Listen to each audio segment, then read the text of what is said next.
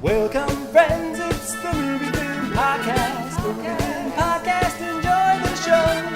Zachy and Brian are talking about movies. Movie Film Podcast on the radio.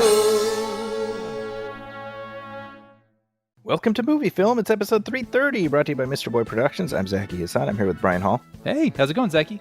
Hey, man. How are you? I'm ready for Thanksgiving. Yeah, I'll say it's middle of November, and we've had a lot of rain here in Los Angeles, and it's been kind of nice. So I noticed on social media a lot of people were in this weekend, and I saw a lot of people posting that they put up their trees, their Christmas trees. Wow. So I think, okay. Everybody was like, you know what? Let's lean into this rain thing and make it cozy and enjoy being inside. And I definitely did. So it was kind of nice. No worries about mudslides down there? No, yes, worries. Okay. I mean, not in my area, but I have read about, warnings. And of course, anytime there's a lot of rain out here, it's funny because, coming from the Midwest, when you move out here and they're like, there's going to be a rainstorm, and it's just, oh, that's just like rain, Yeah. but and this is also a trope or a cliche out here, but people always bring up the infrastructure. We don't have the infrastructure for Midwest rain. So even when it just normal rains out here, it creates flooding and, like you said, mudslides. So I haven't heard a whole lot about that, thankfully. And it seems to have passed for now. So, well, fingers crossed. Yeah, I think you guys probably got the same rainstorm that we had up here a couple of days ago, and yeah, to your point, it certainly feels like in California when it starts raining, people forget how to drive. That is true. That is true also. Yeah.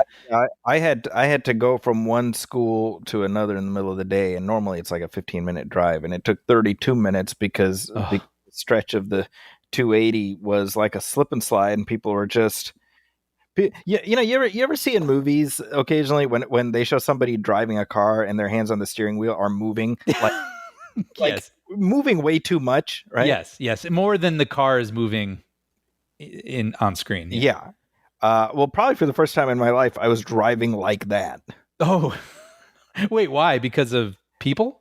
People and rain. Wow. Yeah. It was quite a situation. But the important thing is we're here. It's good to have rain. We need rain. I just prefer we not get it all at once.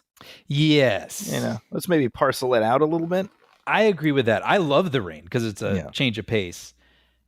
But yeah, no, exactly. It's just when it dumps rain. I thought I read somewhere that it said the rain that just happened this past weekend was going to account for 25% of our rainfall this year. Oh, geez. Okay. So that's pretty wild. But. Well, the good thing about rainstorms, occasionally you get lightning, which can jolt dead bodies back to life. Yes. Hey, well, it's funny you bring that up, Zachy. What are the odds? Yeah. I watched a documentary about Eddie Murphy on Netflix. No, I'm just kidding. I did actually, but Frankenstein. Yes, one of the most famous people to be struck by lightning and brought to life, notwithstanding Jason Voorhees. That is true. But yes, Frankenstein. I had been looking forward to this because I read Frankenstein for the first time this year. You just read it recently. Yeah. One of those things that had been on my list for a long, long time. Read it, really enjoyed it. And I had heard that Guillermo del Toro was going to make a version faithful to the book. So I was like, bring it on. This is perfect timing. Gotcha. And I will say I'm very sad that I did not get to see this in theaters. It did have a limited run. I think they do that so they can, qualify for Oscars. That's right. And also maybe appease certain filmmakers that they need to appease. I think I heard Zach Kreger, who did Weapons. Yeah. He was developing something over there, and I think it fell apart because they wouldn't commit to a robust theatrical release. Gotcha. So, anyway, but Frankenstein, it's pretty good. Have you seen it? I haven't yet. I was planning to next week, when I have a little bit of time off. But the reactions I have heard have been so polarized, and that's sort of fascinating to me. Yeah. When I say pretty good, that's kind of what I mean. Like I really would have loved to have loved it, but I was like, that was pretty good. and it's an interesting movie. I mean, just getting it out of the way. I mean, comparing it to the book, like the broad beats are there, which was really fun for me. They do tweak several things, including some characters. They add some characters, and they make some major changes to characters and their relationships to one another. But for the most part, I think I understood why. And in the book, Frankenstein's monster is a little more gray than black or white. Mm-hmm. He can get a little aggressive and hurt people out of spite. Yeah. And in this version, Jacob Elordi, who plays him, who does a really good job, he's a little bit more of like an Edward Scissorhands kind of, benevolent, sweet, innocent kind of being who eventually gets a little violent, but it's just because he's defending himself, kind of a thing. And so would you say that this is interesting because the book paints both the monster and Victor, the doctor, as complicated figures who are neither black nor white?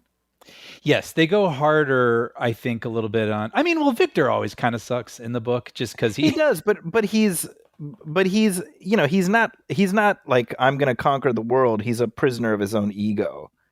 Yeah, and kind of careless. Like he right. creates this thing and doesn't understand it, so he abandons it. Right. In this one, yes, he's a little more maniacal. Okay, that was my question. In this one, Oscar Isaac plays Victor Frankenstein, but but I was able to just like, okay, I enjoyed comparing them, but I was able to see it as its own thing. But it does feel a little slick, maybe like a little like it glosses over things or through things and just kind of hurries along, and so it doesn't get like super deep. Some of the themes are very, on the nose, but at the same time, I didn't hate it either. Like, I wouldn't have minded something that felt slightly more textured, character wise. And, there's some things that happen between the character Elizabeth, played by Mia Goth, and Frankenstein's monster that feel a little like something that you could tell Del Toro wanted to happen, but I'm not sure I bought it getting there so quickly. Gotcha. But I enjoyed it. It's how long is it? Probably like 2:20, something like that. 2 hours 20 minutes. I will say it kind of bothers me. It's such a gorgeous film, like the production design, the details. I mean, it's just spectacular, but it does kind of suffer from that streaming movie look. Okay. Where like everything just looks kind of flat. Like there's no dimensionality to things or shadows, and like what is it with that? I don't know. And we're going to talk about a trailer later where I was going to bring this up also, but I watched a video essay this weekend called "Why Movies Just Don't Feel Real Anymore." So I think you and I have like the same algorithm at this point. Oh, have you seen it? Does the thumbnail have like Roy Scheider from Jaws? Yes. ScarJo from the new Jurassic. Yeah, that's it. Did you watch it? I hit play on it, and then I was going to get back to it. It's very good. It's a little long, but I do think he hits at something pretty apt, which is I think earlier on I might have complained about digital cameras and being, I would have said it's got to be film, man. Mm-hmm. And I still do think there's something like magical about film, like there's just fairy dust on it. But he makes a really great case where it's not just that it's like digital filmmaking, it's the way it's weird that I'm going to say this about Guillermo del Toro because I actually feel the opposite, but it's like a lack of intentionality in the way things are captured. And as an example, he shows a moment from Wicked. Okay. And his point is most of the backgrounds, like just literally everything, aren't there. And he actually, even better example, he shows a moment from the 2016 Paul Feig Ghostbusters. Okay. And you see the women walking down this like New York street, and then you see what it really is literally nothing. Mm-hmm. It's just green screen. They're not even on a street. And that's okay. Right. But the problem with that is they may change their mind about what's in the background. You know what I mean? Like Mhm. this happens a lot with Marvel films. It's like, oh yeah, this scene originally took place, in a building, but then they decided they needed to tweak all these lines and add all this different stuff. And so they just changed it to a cave because, they just keep rewriting and rewriting and rewriting and editing as they go along. Right. Mhm. And so the essayist's point is, how do you like that if you don't know where they're going to be? You don't. You just shoot something very flat that will be tweaked later digitally. You will add the shadow. You will add more color. You will take away color. You will add, you know what I mean? Right. And so really the whole freaking image is manipulated. And I don't. So the actors are basically like color forms, from that old Exactly. toy, right? They are just like plug and play to anything that they may not even be fully sure what they're going to drop in the background later. Right. And so there's a moment where actually you see, I think it might be in this essay, where you see Victor Frankenstein walking up to this large mansion where he's going to make his laboratory. Mhm. And I was like, I have no idea if that's real or not. And if it's real, what a shame. Because I can't tell.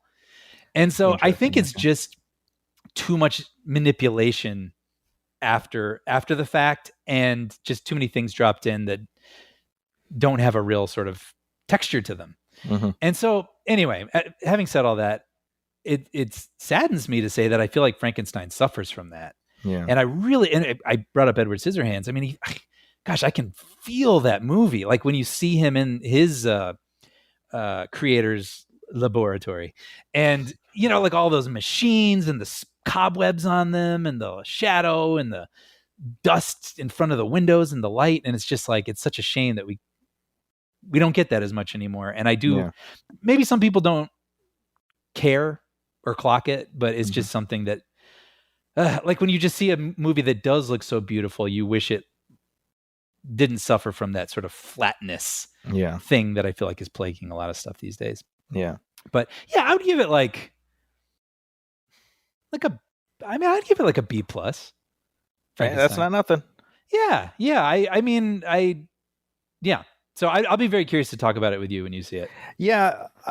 I'm going to be interested no matter what, because A, it's Guillermo del Toro, B, it's Frankenstein, and I don't think we've ever gotten an adaptation that's fully true to the book. I can't speak for this one, but I mean, I remember being a kid and looking forward to the Kenneth Branagh movie and being sort of horrified at whatever that was. It was just so overwrought and really it's just unpleasant. I don't know if you've seen that movie.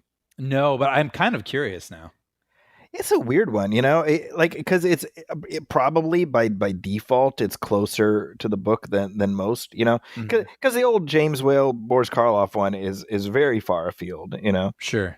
Although I recommend, I don't know if you've ever had a chance to watch Bride of Frankenstein. You should watch it. No, I'd really like to. They were playing it at my theater for October. For Halloween, you'd mentioned that, and I missed it, but check it out. Even if it's at home, I think you'd enjoy it. Yeah. But I know that Del Toro, like, this is one of those movies he's wanted to make forever. Oh yeah, sure. Right. And so part of me is like, well, that's cool, but part of me is also I subjected to the Peter Jackson King Kong test, where I'm like, well, that was a movie he had wanted to make forever, and maybe you should have got somebody who didn't want to make it that bad, Yeah. Kind of. Well, I don't know if it's monkey paw for them, but like, I wish I could talk spoilers, but yeah, they make some pretty big changes, and I can see why. I can see the story that he wants to tell. Yeah. Like I said, where Frankenstein's monster is a little bit more sympathetic. But yeah, no, I still enjoyed it. His look is very unique also. I'll be curious when you watch it. We can talk more about it. It's a sexy Frankenstein monster. Yeah, well, yes. I mean, I don't know, not to me, but like, I don't know. Based on the conversation in many of my film classes with many of my students. Really? Oh yeah, that's been a very specific through line. Fascinating. I mean, I think Jacob Elordi's a handsome guy, but like he's under all this makeup and got this long scraggly hair. And I don't know. To me, the sexiest Frankenstein monster will always be Fred Gwynn as Herman Munster. Now that man could fill out those giant shoes and that flat top. And that He laugh. put the in monster. Right. You know what I think it is? I think it's because he's like a sensitive soul. Uh-huh. Are we talking about Herman Munster? Yeah. Or- Yeah. Now I don't know. But yeah. But anyway, I think if anyone's interested, I do recommend it. I don't know. I just based on the trailers, I look at that monster, Brian. I think I could change him. You know what? I think that's what it is. I think he's someone that you feel like, you could tame,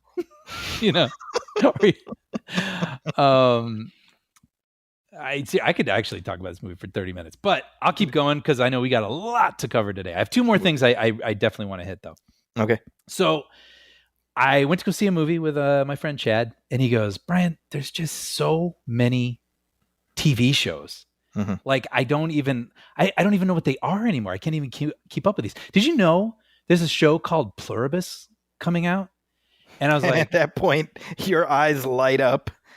Well, you know what's funny? And you float. I wish I had, but I was like, no, I don't. Oh, I thought this was like you having already discovered it. No, I knew that there was, forthcoming Vince Gilligan new show. Oh, okay. He of Breaking Bad and Better Call Saul fame. But I didn't know the title. So I was like, what? No, I've never heard of it, right? So anyway, I go home and I look it up and I'm like, holy crap. So I wrote him, I'm like, dude, this is the show I'm looking forward to most. Okay. I was like, I just didn't know what it was called. Like, and it almost felt like I was playing a gag on him because it was like the one he used as an example that none of us knew what it was. But I'm like, no, I'm serious. I'm really, really looking forward to this. And then I watched it and texted him the next day and I was like, dude, you got to watch Pluribus. It's amazing. So it was like, I just kept coming back with like, no, like, your example. It's sorry, but it's incredible. But I understood what he was saying, by the way. But Pluribus, the new show from Vince Gilligan, starring Ray Seahorn, who was, amazing in Better Call Saul.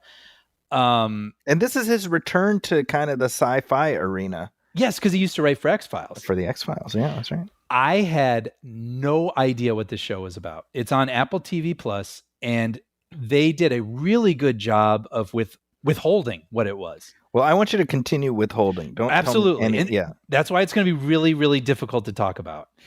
I actually wrote down some notes so I wouldn't say too much. Basically, Ray Seahorn plays an author, and I wouldn't call her a grumpy person, but she's not an overtly happy person or cheery person, right? And this event happens. Okay. And it makes her feel isolated. And there's a huge mystery to this event where there's a lot that she needs to figure out what's going on. And I'll just say the pilot from the first minute had its hooks in me. I mean, it begins at, what do you call it? Like the SETI satellites? Is that what they're called? Uh-huh. Like evoked in my mind, like Contact, the film, which I really love, which is for people who don't know, these big satellites pointed at the sky, hoping to hear messages from anyone who may be out there. And something unusual happens. And so then it never stops. Like it's all about, just stuff happens. It's really good.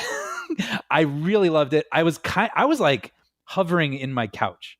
I was enjoying it so much. And also like getting nervous, like please keep being good. Please keep doing good. And then when the pilot ended, I'm not going to overhype this. I'm not saying this, but I read people saying it's one of the best pilots ever. And I'm inclined to appreciate where they're coming from. I hate when people do this. I don't want to do this or overhype something. It's very, very good. And I was so nervous to start episode 2 because I was like, there's no way. Where do they go from here and not let me down? But now I'm 3 episodes in. I'm really enjoying it. It just pulls you along. Things unfold. You're just continuing to make discoveries as it goes along. And this is so up my alley.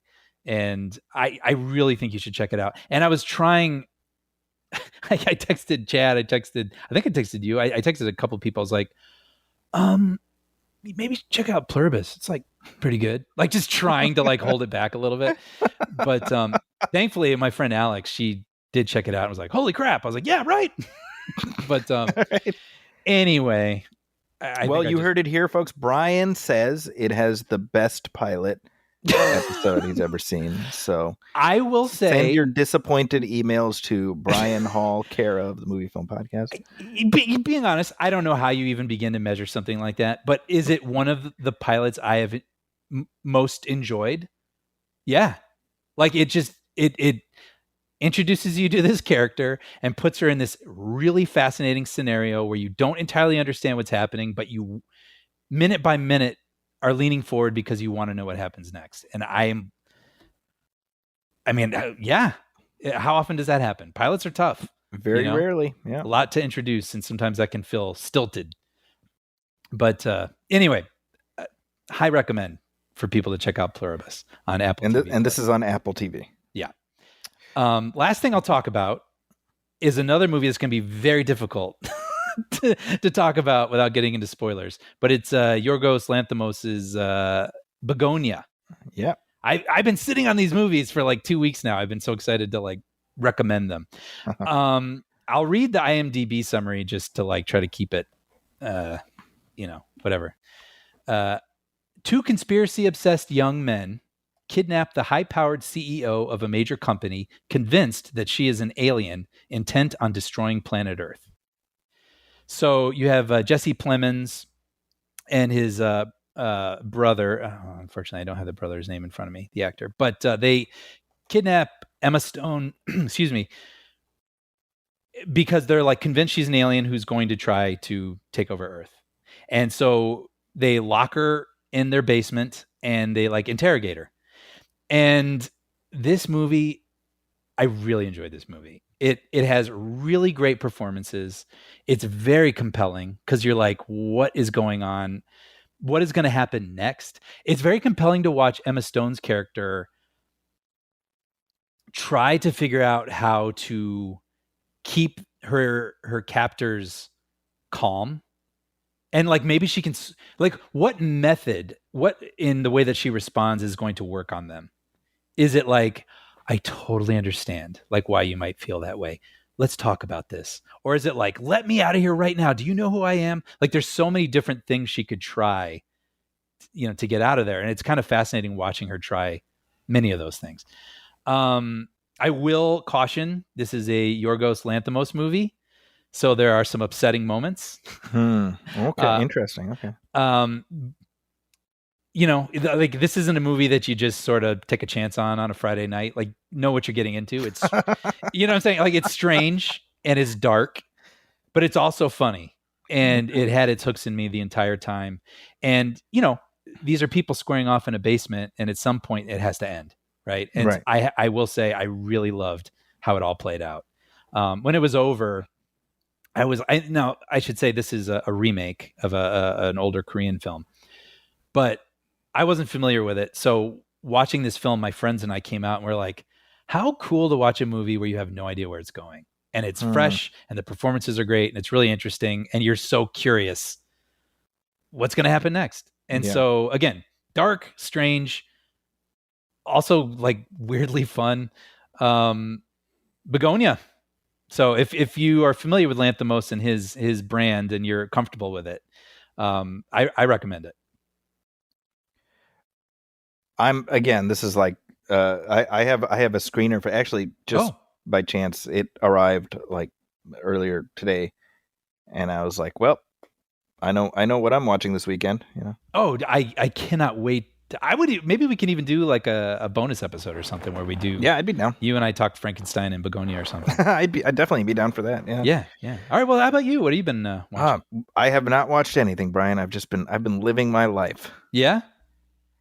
Yeah, it's been a hectic couple weeks. Usually, I'm in the kind of wrap up phase of the semester now, so it's just busy with all the stuff that's going on. Yeah, sure. But I did catch Now You See Me, Now You Don't a second time. Yes, which is the third film, the new one in the series, because it feels like I know a lot of people thought that should be the name of the second one. I know. But we got could that. have been Now You Three Me. Now you see. Look at this. You see this? You see what they're doing? But yes. So do we talk saw, about this? You reviewed it. I reviewed it, so I didn't talk about it in our last episode. I just said I had seen it. Okay. And because the embargo wasn't up, but between me watching the press screening and then the movie being released, I went back to watch the previous films just to reacquaint myself, and my daughter got like super into them. So she's like, we gotta go opening weekend, So I took her, and we'll talk about that later this episode, because I know I'm sure you have some thoughts on that one as well. So we'll hold off on that. But it was number one at the box office at its opening weekend. And when the first one came out, which I'm sure most people know by now, but I worked on that movie in the editorial offices for like over a year, and it was a big part of my life, and it was a really fun time in my life too, working with those people. And so I'm very emotionally connected to that movie. And we were set to open against a Will Smith movie called After Earth. Mm-hmm. And we were like, oh man, like we have to, no, this wasn't an established IP at that time. And it was like, how are we going to fare against, going head to head with Will Smith? And Now You See Me was number one.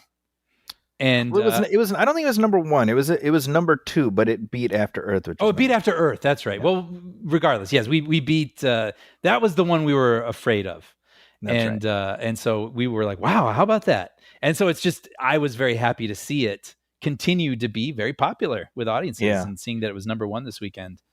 Well, that has been interesting. And actually, by the way, folks listening, just as a time capsule, if you go back into the archives, and this is not something I generally recommend, but listen to our shows circa early part of 2013 to about the middle of the summer thereabouts. When Brian pops in, you'll be able to track him going slowly insane.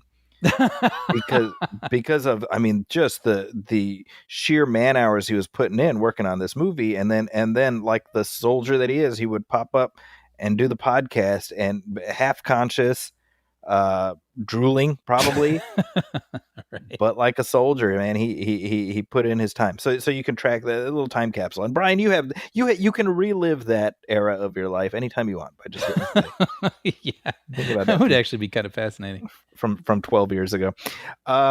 But the films have retained an audience, and that has been largely because of streaming. That people have enjoyed going to see them, and this is something I've sort of just gleaned from talking to my students. I watch them all the time, which I thought was really interesting. Yeah, so that's a conversation we'll come back to. But in a broader sense, it does get to me. I connect these dots between what you were saying about Chad being like, there's a show Pluribus, and this, this is how streaming has really effed society in a lot of ways, because it's fractured us in so many different directions that we're all living in our own silos. And the loss of the monoculture is something that I already regret, but I feel like we're going to come to regret even more as time goes by. Right. And it's just these things. It's these shared markers. I was watching a video that came up on YouTube about the history of TV theme songs. And this is something I talk about all the time. Remember, there was a time when shows had theme songs. So we were people then, Brian. Yeah. They had songs you could sing and you could hum, and now it's just It is, yeah. Actually, that's being generous. That was lost 20 years ago. Now it's just and it's funny because back then you couldn't pause television. Yeah. So if the show is starting, there was a real hurry up, it's starting. And it kind of gave you like a little bit of a buffer. Yeah. To like grab your drinks and popcorn or whatever, and then hurry over to the couch or whatever. But now you can just pause it. So whatever. It's a shame, because I feel like something as simple as a theme song is like cultural cartilage. Those are things that connect us. Sure. And now they're just things we hit skip on. So like, why bother? Yeah, that's right. Yeah, you can just. You know what I mean? And it's like it doesn't matter whether you watched Cheers, you knew the Cheers song. Yeah. or the theme from MASH or whatever. Mm-hmm. These were these markers that connected generations. Now I'm thinking of the Simpsons theme song, and that it like calibrates you. Mhm. Like you're listening to this kooky Danny Elfman, manic. So like whatever you were doing before, Yeah. now you're now connected to the energy of the show a little bit. Yeah. Like you know what I mean? They've Yeah. set you up so now you can start the episode where they want you. Right. Yeah. And so, all of this stuff, like, it's just, it's the, this is like the word of the year, enshittification. That's a real word, it's become a thing. I've never heard that. I like it though. Look it up. It's fascinating. It's basically the idea of like these, whether it's technologies or services or whatever that have an established audience or customer base, but it's like, well, we got to find ways of making more money, and sure. so the only way to do that is to just make the service worse. Right. And so to me, the loss of theme songs, that's part of the enshittification of society. Right. Because we got to squeeze some more ad revenue out of this thing, right? Yeah, that's true. And it's just, I don't know, it's like a broader conversation, but that's the stuff I think about. It's funny you say that because, and when I said that's true, what I was thinking was, I remember when I worked at Bob's Burgers, we would edit that thing within like fractions of seconds to try to make it fit for how long it needed to be for television. And having that opening, that was like 40 seconds that I'm sure, they would have liked to have had real estate. They would have liked to have used for story. Yeah. And that's why sometimes in those older shows, Simpsons specifically, there are the long intros and there are the short intros. And that's that right. kind of has to do with how long the actual episode is. But you're right. I know in syndication, they, will take like Seinfeld, Friends, whatever. They cut chunks of story out so they can have more time for advertisements. Actually, speaking of Simpsons, I was meant to mention this to you. I'm listening to this audiobook right now, which you will absolutely love. It's called Stupid TV, Be More Funny. Okay. I'm writing it down. And it's by Alan Siegel, and it's how the golden era of The Simpsons changed television and America forever. Sorry, I can't hear you. I'm already reading it. Right. I've been listening to it over the last couple of days, and boy, this is like our sweet spot right here. Oh yeah. Really fascinating. Certainly, if you have a lot of it, I suspect you'll know at least a little bit of, but definitely getting this overview of the formative influences during that specific era. And this is, anybody listening to this show at this point already knows, but I mean, like The Simpsons, the golden era in particular, that's our the wet cement that you and I were formed in. How did he write his name in cement? Who was this Bart? Yes, very much. So this book just came out a couple months ago, and like I said, I mean, as soon as it came across my recommendations, I'm like, boom. Oh yeah, purchase. I've read a lot of great Simpsons books, and one, I mean, we should mention Springfield Confidential by Mike Reiss, who's a writer of the Golden Era, and remains, I think, a creative. He remains involved. He assists. He continues to assist. But you and I had a whole episode interviewing him. Man.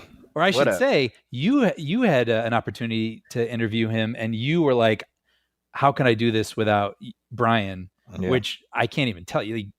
I was never meant to be involved with that, but you brought me in because you knew how much it'd mean to the both of us, and it was really special. You were destined to be involved. There was no version of that story that didn't end with you on the show. But I don't mean to get all mushy, but even you just saying that speaks to you. That's who you are. And that's really, not everybody's like that. It was really special. No, I mean, that was one of those things. That was one of those times when I'm like, we got done, and I don't even know if we said it, but we certainly, if we didn't say it out loud, we beamed the thought where we're just like, can you believe we get to do this shit? I was on cloud 9, and he could not have been cooler and nicer. Yeah. Very sweet, very interested in both of us. Yeah, that was a really special thing. My memory of that is because I got on the call and we were waiting for you to get on. Mm-hmm.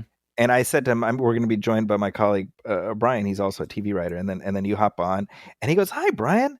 What show do you write for?" Yeah. Yeah. Right. Yep. It is so genuine, Yeah. Yeah. And I remember a few months later, sorry, we're going off on this tangent, but a few months later, IGN, they asked me to interview Al Jean. Mm. And, and Al Jean and Mike Reiss, they're like the tag team that was really important. They were like after the initial start of The Simpsons, they were the guys who really made it what it was, Mm-hmm. after the first couple of years. And so I'm talking to Al Jean and I said, I interviewed Mike Reiss a couple months ago. And I feel like now that I'm talking to you, I have the 2 pieces of a magic amulet. And he busted out laughing. That's really funny. Amazing. So sometimes we get to do some cool stuff. I was gonna say, thinking back on it, it's easy to forget, but we've really been able to interact with a lot of people that mean a lot to us. That's a really cool thing. It's good moments. Good moments. Speaking of good moments, hey, we got some listener letters here. Ooh. Mail call! I believe you have a letter for me. 18,000 letters, all addressed to Santa Claus.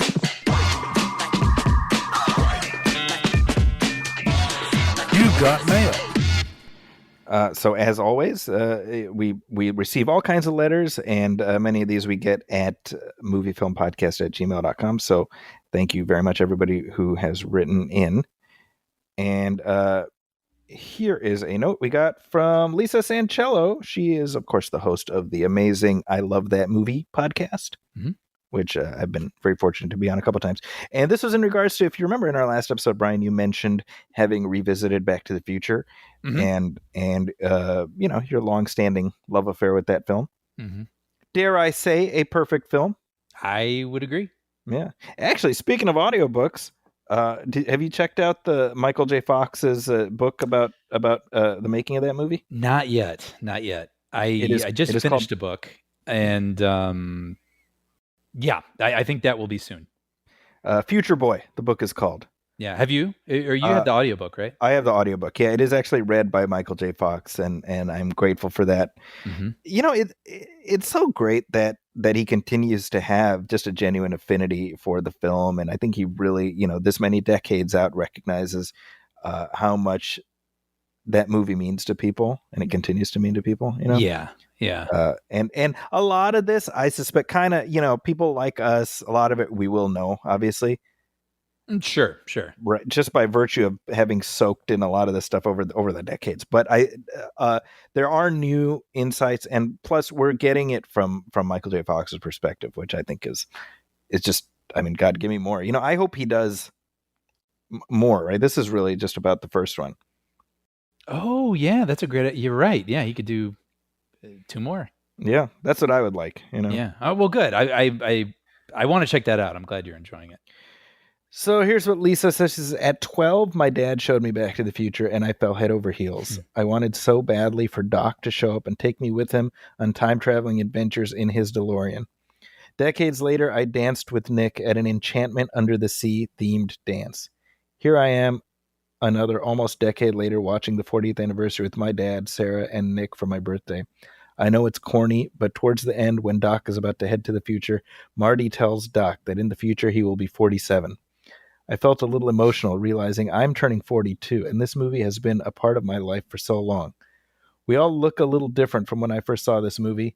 Life is precious, and so is time. That's lovely. Isn't that amazing? Yeah. I think any movie that can make you think in those terms is doing something, right? And part of it is that the movies that age with us. Mm-hmm. I mean, that's the thing with that movie being 40 years old, and I saw it when I was 5. Yeah. One of the first movies I ever saw, really. And so I have a memory of it at 5. I have memories of taping it off TV and watching it when I'm 10. I have memories of, like enjoying it when the DVDs first came out and I could see them, widescreen for the first time. In college, I remember that. I remember going to, revival theaters and watching that, and then seeing this 40th anniversary. So yeah, it's this thing that's been with me throughout my entire life. It's very cool. A lot of memories associated with it. And what Lisa says, life, life is precious, and so is time, and certainly, you realize that more and more. Mm-hmm. I mean, I'm just thinking about, and I'm sure you saw it too. Jimmy Kimmel's monologue last week after his band leader and lifelong friend passed away. Yeah. First, I mean, God, it was heartbreaking watching that. Yeah. But what he says at the end, right? Cherish your friends. We don't get to be here very long. It's something, Yeah. I mean, you see stuff like that. I mean, for those of you who don't know, his name was Cleto Escobedo, and they had been friends since Jimmy Kimmel was 10 years old. I didn't know that. Yeah. Yeah. And so when his talk show started, he's like, well, my friend who plays the sax, I want him to be my band leader. So they had been lifelong friends. And then he has him on as a band leader, and he's been on since that show started in 2003, Wow. And I mean, again, this is one of those things where you just like,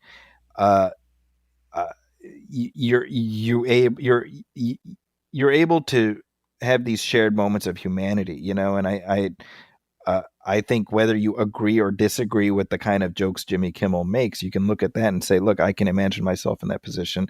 I can imagine myself having to say goodbye to a friend of that many years, and I know I wouldn't like that, Mm-hmm.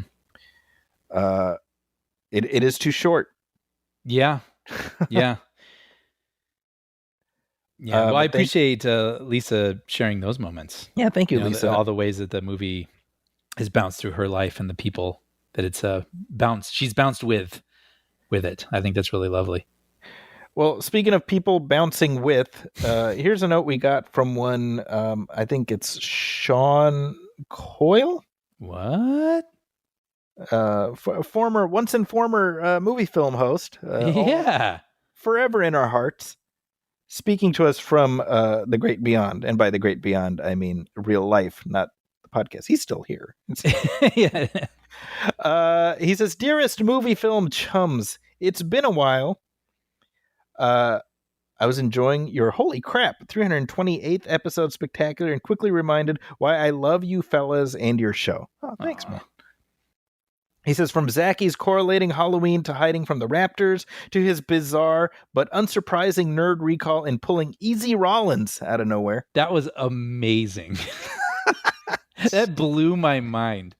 It made me want to rewatch that movie. Great movie. Yeah, Devil in the Blue Dress. To the birth of Vladimir Schmitzmir, which I don't remember that, to be honest. I don't either. Is that weird? This is the problem. We put stuff out there, and then it's out there, and it becomes something to somebody. Yeah. I wish I did. To Brian, borderline complimenting Jared Leto. Oh, Brian. And of course, I mean, my God. Speaking of Simpsons. Another Simpsons reference.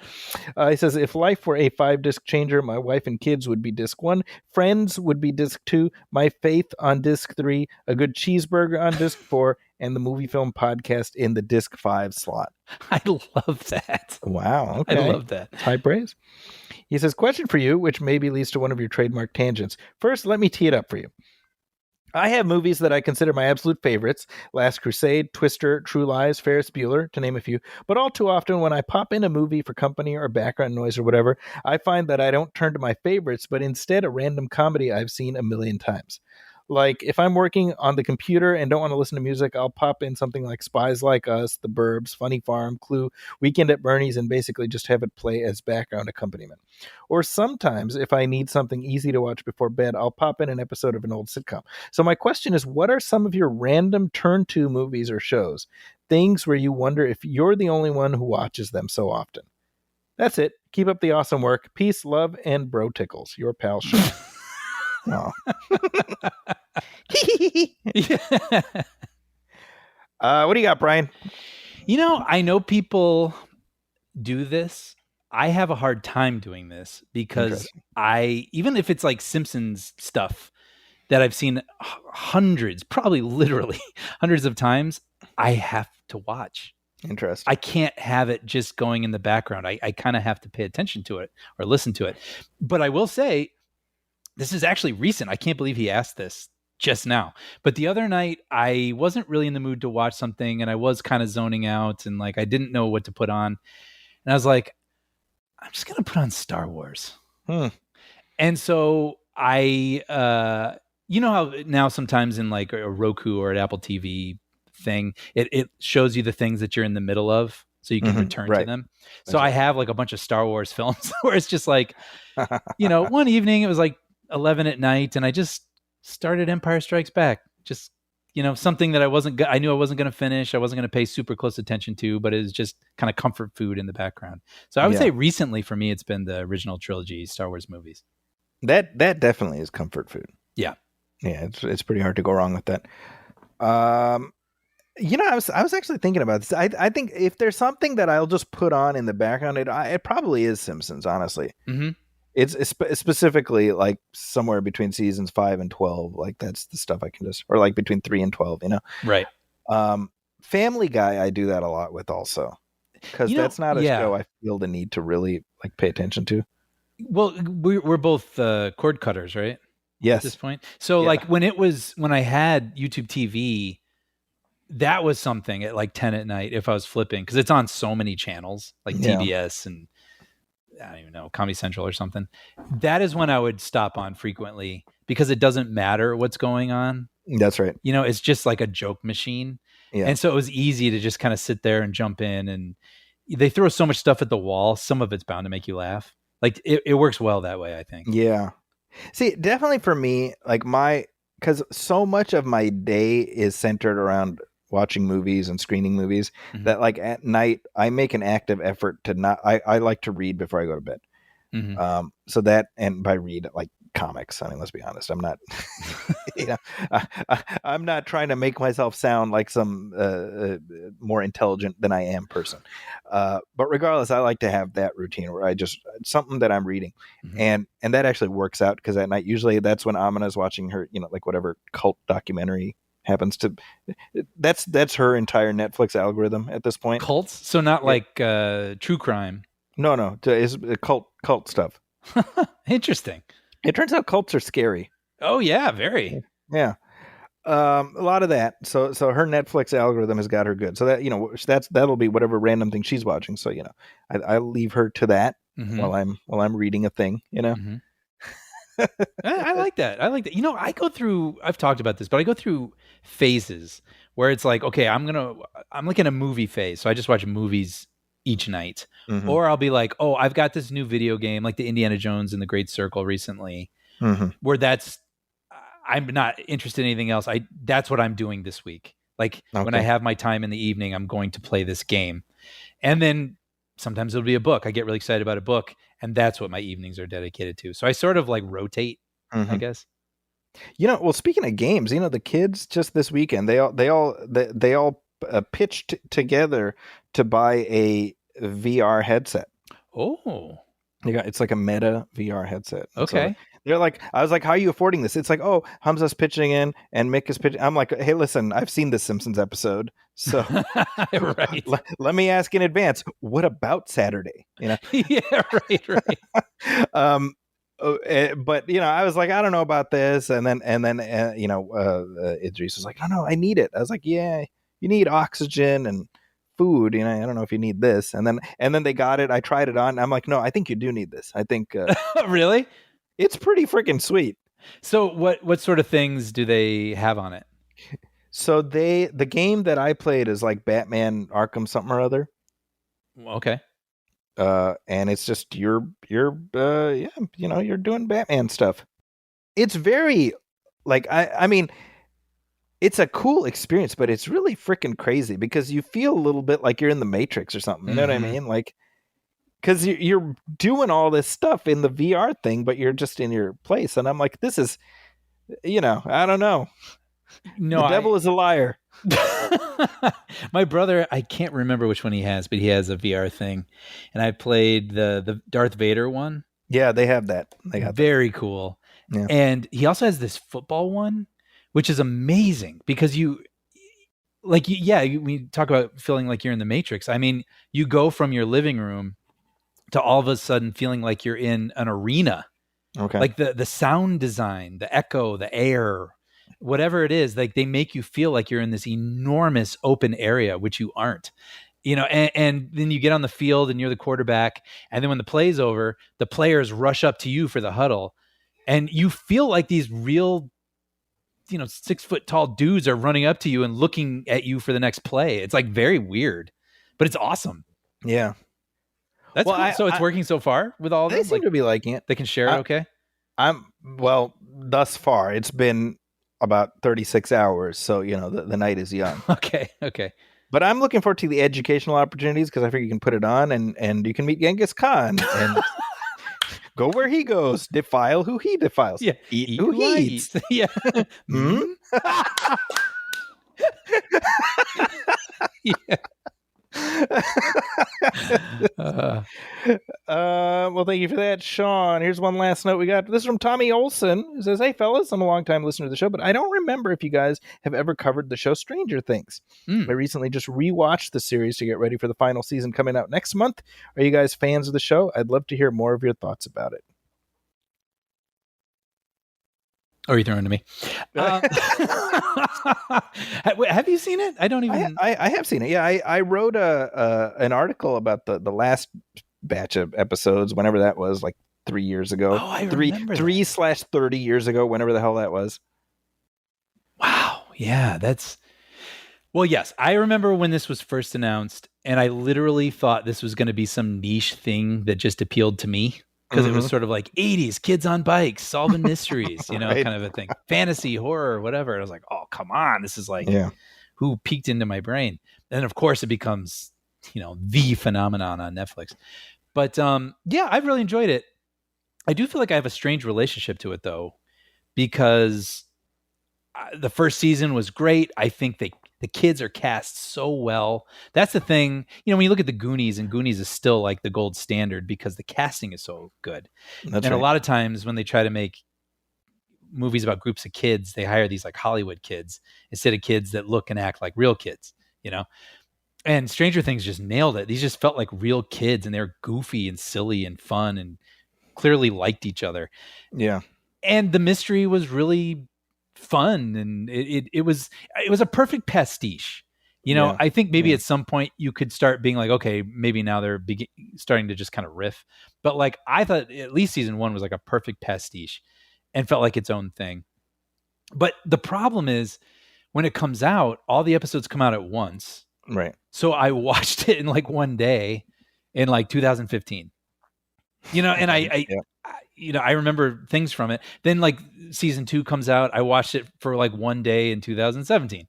And then, you know what I mean? Like it's, yeah, so it's kind of, I think you're describing most people's relations with the show, to be honest. Yeah. So which is to say I do enjoy it. And I remember enjoying those experiences. But I can't say it's like, I remember everything about it. And sometimes I even find the whole upside down concept and the Demogorgon and all that, like a little muddy. Yeah. I feel like the last season, I want to say that's season 4. I thought that was one of their strongest seasons because I felt like everything was very clear. I thought the villain was clear. I thought the stakes and the threat and the upside down and the new characters, Chrissy and the metal kid. Like I was like, Joseph Quinn. Yeah, Joseph Quinn. I thought that was one of their strongest seasons. It gave new life to that Kate Bush song. That's right, which feels like so long ago. All right. So yeah, I'm definitely looking forward to season 5. See, I think I'm definitely looking forward to wrapping it up, and actually, as it happens, I'm reviewing for the papers. I actually just got the screeners today, so what? I'll be starting it today. But I think the what you just described sums up, I think, the inherent problem with this format of binge and release. Where you drop your season or your batch of episodes all at once, and then you just hunker down and wait literally years for the next batch. If it was a year, that would be one thing. But yeah, you're right. Literally, I mean, in Stranger Things' case, years. Yeah, you are stealing your own momentum. Yeah. And that's kind of the problem because this final batch that's coming, I don't sense a lot of excitement. I sense a lot of, okay, well, it's finally almost done. Yeah. And we made it this far. And the question I have is, how will the show play in now that it's all a finished thing in the future when you have these massive, age jumps between seasons? Yeah. Yeah. And at least some of those seasons, the time gap is not baked into the story. Right. Right. That's a little weird. I don't know. I don't understand that thinking. And this just I'm on the record as saying that straight to streaming series have really done a ton of damage to TV production. And part of it is this production model, which is not sustainable in the long term. I was literally just this afternoon talking about this with my students, because somebody was like, well, what about Stranger Things? I was like, how many Stranger Things are there? Like, Stranger Things just happened to hit the zeitgeist dead center. Mm-hmm. How many other shows are there that can pull this off? Mm-hmm. Where, here's 3 years in between and suddenly everybody's excited for the next batch. It's a short list. Yeah. I would say it's a list of one, and that's Stranger Things. Yeah, I mean, it makes me think this year, some shows I enjoyed. It's a double-edged sword, because I like that streaming can offer shows that may not have been picked up or made on network or, whatever. So it's cool that there's like a wider range of the types of things out there. But yeah, like this year, the Seth Rogen shows alone. I mean, Platonic, which I really enjoyed, and The Studio, which I really, really enjoyed. And then when it ends, and they're, 6 episodes or something, and then it ends, and I'm like, well, I guess, see it in 2 years, maybe, Exactly. Which is kind of a bummer. It is a bummer, so I'm looking forward, and I want to be clear. I hope Stranger Things sticks the landings. I hope it becomes something that just becomes an annuity and people just revisit it again and again. Mm-hmm. I hope that's what happens. Yeah, I could see that being. Oh no, good. Sorry. I don't know how Netflix will continue to build out this universe, because that's what they've committed to doing. Yeah, I'm curious. I know there's like a stage production that exists. Interesting. I am curious. Yeah, if they do spin-offs, or we'll see. Yeah. Hey, you got some headlines, Brian? Extra, extra.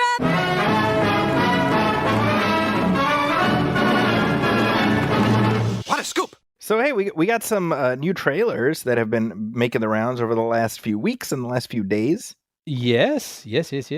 So the trailer for Michael just dropped recently. This is, of course, the reboot of the John Travolta as an angel movie. I was so wondering where you're going with that. That's good. That's good. Very excited about that. Remember, there was that minute.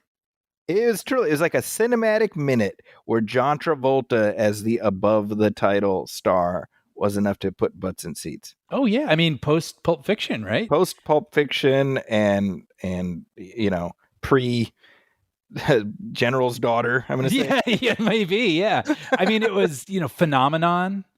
Yep. Which is funny because, I mean, what were we, like 14 or something when that came out? And I remember being like, well, I got to see John Travolta in Phenomenon, like, and then Michael, he was like kind of a rascally angel. Yeah. He smokes cigarettes. That's so funny. We're talking about a different Michael. We're talking about Michael of the Jackson variety. Mm-hmm. I'm not familiar with him. He was once crowned the King of Pop. that Michael Jackson. That Michael Jackson. We're definitely reaching that point where, in my class, I sometimes refer to the day that Michael Jackson died. And I don't know if you remember this, but that morning, so Michael Jackson died in the afternoon, but that morning another celebrity died. Do you remember who it was?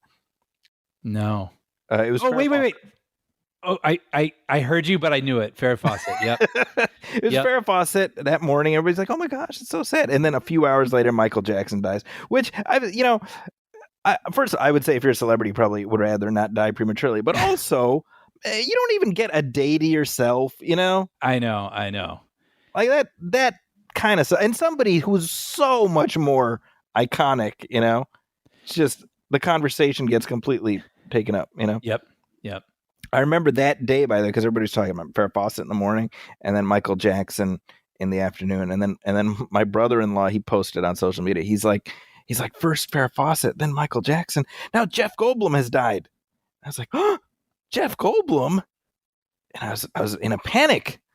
And I was like Googling, I was trying to find something about Jeff Goldblum. It's like Jeff Goldblum says he doesn't like roller coasters. I was like, did he die on a roller coaster? Nothing, So I pinged my brother-in-law. I'm like, hey, where'd you hear this? And he sends me some like random dude on Twitter. I'm like, bro, come on, man. Don't do that. My heart can't take this. I feel like it's been a while since I've seen one of those. Yeah. Where like a fake celebrity death. People have gotten a little smarter about it, right? Like, yeah, maybe that's it. Before spreading that stuff. And I always say this, the first outlet to report Michael Jackson's death. TMZ, I'm assuming? It was TMZ, yeah. It was funny because they were always kind of like grimy. You know what I mean? Like they would be following celebrities to their cars and provoking them and just ruining everyone's day. And, like celebrities would crash their cars because these people would just get in their way and put all their flash bulbs in their faces. And at the same time, they have an incredible track record with this sort of thing. That's sort of like, I think at this point we have to say like, well, it seems like TMZ has earned the right to be treated as a credible source. Because Michael Jackson, Paul Walker, they were the first on that. Bob Saget when he died. Wow. Kobe when Kobe died. Wow, TMZ, huh? TMZ, yeah. So, but yes, obviously the death of Michael Jackson was a very seismic thing. And I think the measure of his continued impact is visible in the fact that the new biopic directed by Antoine Fuqua has garnered, at least as of a couple weeks ago, 116 million views just in the first 24 hours. Wow. So I'll be honest, when they announced this movie, I had that thought. I was like, I don't know, is there an audience for this? And there is an audience, but I was like, how much sustained impact does he continue to have this many years after his death? And I guess the answer is 116 million in 24 hours worth of impact. Yeah, like a Marvel film. Right. Now, is this like a part 1 of 2 situation? I want to say, don't quote me. This is me repeating things that have been reported over the past several months, and they keep getting changed and updated and whatever. Yeah. My understanding was it was one film, and in their third act, they get into the later part of Michael Jackson's life where he was accused of, I don't even know how to... he was accused of misconduct.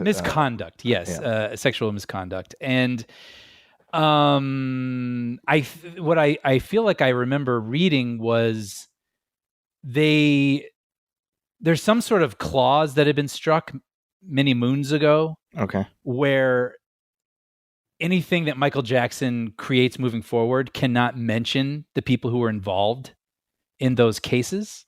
Huh. And so they had to basically chuck the third act of their movie. Okay.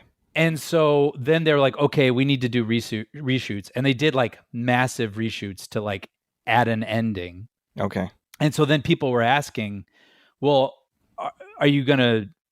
Oh, and then I think also Fuqua said that it was like a really, really long director's cut that he had. So people were like, are there going to be 2 movies? Are you going to split this movie in half now that you've added all this extra stuff? And according to the chairman at Lionsgate, he said, we're not ready to confirm plans for a second movie.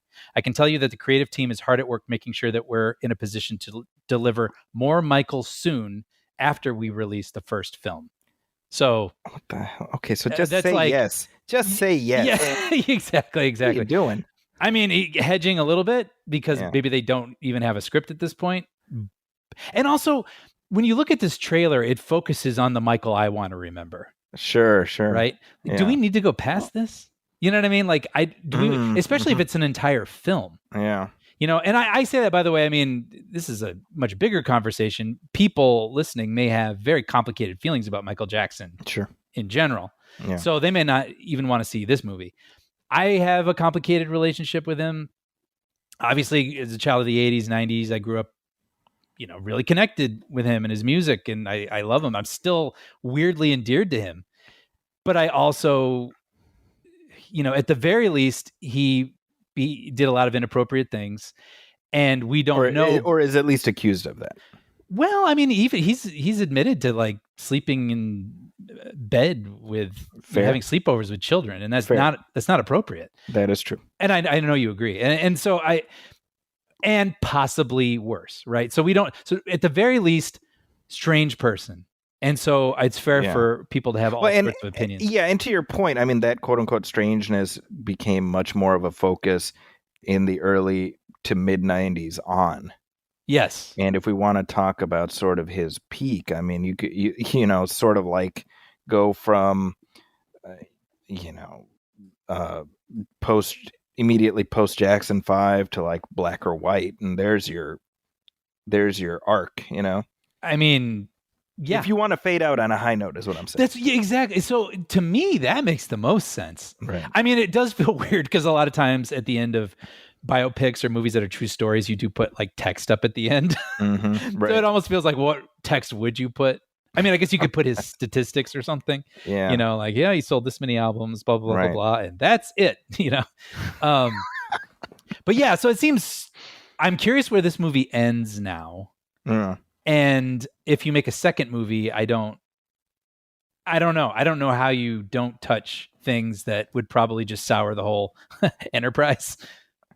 See, well, what I'm wondering is, again, and this is just, I'm sort of admitting my own lack of awareness of like what kind of centrality does Michael Jackson occupy in the cultural conversation now. Mm-hmm. I don't know. I don't know what kids think of Michael Jackson. I don't either. Like, do they think of him solely in terms of those accusations, or do they think of him solely in terms of his music?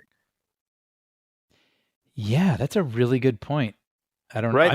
Like if you were to ask an 18-year-old if they have any thoughts about Bill Cosby, I can assure you they're not going to talk about the Cosby Show. Right.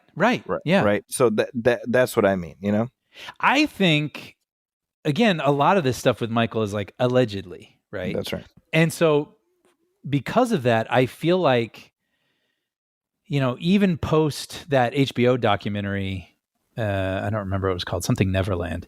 Leaving Neverland? Leaving Neverland, which haunted me. We talked about it on this show. Yeah. Yeah. But even post that, you still... And we should say, by the way, that the accusations in that documentary have since at the very least been called into question. Yeah, that's it's worth acknowledging that. We will never really know the full extent of everything, but like, there's just a lot of weirdness around this. But having said that, it's kind of amazing how he has endured, because you still hear, beat it at the grocery store. Mm-hmm. You know what I mean? Like, it's not like his stuff got pulled. Yeah. Sort of like we don't see reruns of the Cosby Show. To your point, you know what I mean? Yeah. So he, I don't know, the estate or his people or management or whatever it is, they've kind of found a way to like zig and zag and whatever, and kind of push past that and still allow him. This movie is almost kind of brilliant, because if it did end in 1992 or something like that, this is then probably what a new generation would identify with him, like the glove and the moonwalk and all that. Yeah. Well, so we're not going to bother playing any of the audio, obviously, because we would just be demonetized because it's just his music. Yeah, exactly. But having watched the trailer, I'm kind of music biopicked out. Yeah. Unless you do something kind of something format breaking, that's what interests me. So if this is just a here's when he was a kid and now here he is a young man, like I'm just reflexively, I'm not interested in that. What's funny?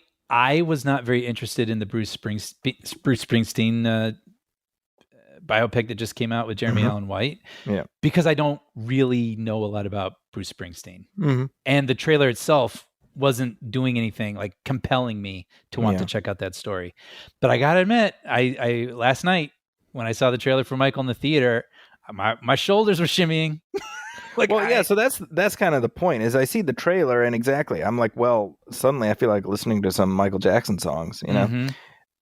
And so if nothing else, look, I think the movie is going to clean up just based on the trailer views and the time of year it's coming out. It's coming out late April of next year. I think it's got, you know, I would be shocked if this flopped, but perhaps more importantly to the estate, they're going to be selling a ton of soundtrack albums. Oh man, yeah. You know, Yeah, I mean, think about it's it. going to be like Bohemian Rhapsody all over again. That's what I was gonna say. And that movie made $1 billion. And I mean, Yep. Queen is Queen; they're huge. Yeah, But like Michael Jackson is Michael Jackson. yeah, And that movie came out pre-pandemic in a different box office world. yeah. But I mean, that's astounding that Mhm. movie made $1 billion.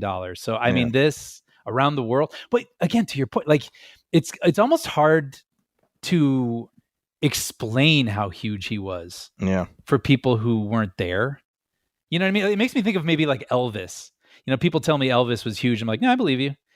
You know, but I'm sure if I was there, I'd be like, no, you don't understand. Like he kind of took over the culture. You know, Yeah, and I will say this though. They showed the trailer in front of Now You See Me this past year, and I had an eye with me, and she goes, "Oh, Michael Jackson," well, there you go. and I'm like, "How do you know Michael Jackson?" I'm curious actually. I have no idea, but she knew Michael Jackson, you know. So I'm like, okay, well, you know, Yeah, but where I was going was around the world. Mhm. Like he Yeah. was as big anywhere in the world Yep. as he was anywhere else. So it's I just feel like this is going to be, if I could invest in stock in this movie. Yeah, he embodied a kind of star, a kind of stardom Mhm. that doesn't exist anymore. No. It just full stop does not exist. No. So definitely there is that. You know, I was in my class a couple weeks ago, and we were just talking about movies coming up, and I was like, are any of y'all interested in these Beatles? You know, Beatles Assemble movies that they have coming up. You know, That's simple, the you know, the BCU, yeah. and most of these students are like, yeah, I can't wait. Oh, that is not what I expected. Okay. That surprised the shit out of me. So, you know what? I don't know nothing. That's what I'm saying. Now talk about a gamble. I mean, it's enough to make one Beatles movie. Yeah. It's enough to make two. And split it in two. They're making 4 Beatles movies that I think are coming out relatively close to one another. Yeah, like a month apart, something like that. Yeah, and it kind of makes me think of Kevin Costner's Horizon movie. You know, where they were just like, well, everyone of course is going to show up to the first one, and then we already have the second one booked a month later, and you don't know. So I mean, that's like they're really quadrupling down on that. I you know what? I appreciate the swing, Mm-hmm. and I want more swings like this. I appreciated the swing of Horizon and American Story, and it irks me that we're probably never going to get the rest of it. Even though 2 is in the can. Yeah, it's somewhere. Yeah. Yeah. You know, and it still don't end. As far as I know, the lead characters still haven't met all of each other. Yeah, right. You know, I just hope for Ringo Starr's sake that the earlier ones do well enough so that, you know, by the time we get to the Ringo movie, it can be released. I'd feel bad, you know. See, that's what I'm very curious about, the structure of these films are. You know what I mean? Like, is it truly? I can't imagine it's the Paul bio, it's the John bio. You know, is it gonna, be from Paul's thing, the similar things that happen, like Rashomon, almost like from their different points. I was thinking that. Yeah. I mean, that could be interesting. I don't know. Yeah. Who knows? But wait, Michael, are you excited about Michael? Not in the sense like, oh, I can't wait to watch it, but more like, well, that might not be the worst thing to watch when I'm inevitably watching it. Mm-hmm. Sure. You know? Sure. Yeah, I'm not scratching off dates on my calendar or anything, you know. Yeah. I gotta say, I'm actually pretty excited. Okay. Yeah, I mean, the trailer was doing it for me. Seeing all those eras and seeing Thriller. Well, we should say, I mean, Jafar Jackson, who is Michael's nephew, I mean, goodness, the resemblance is uncanny. But that said, we see him do, and then he's like, "Hey, play the song," or whatever, and I'm like, "Okay, that's kind of funny." Like, I mean, it's I don't know if that's what he actually sounds like, but doing the Michael Jackson falsetto, I'm picturing Leon Komplowski from The Simpsons. You know? Yeah, right.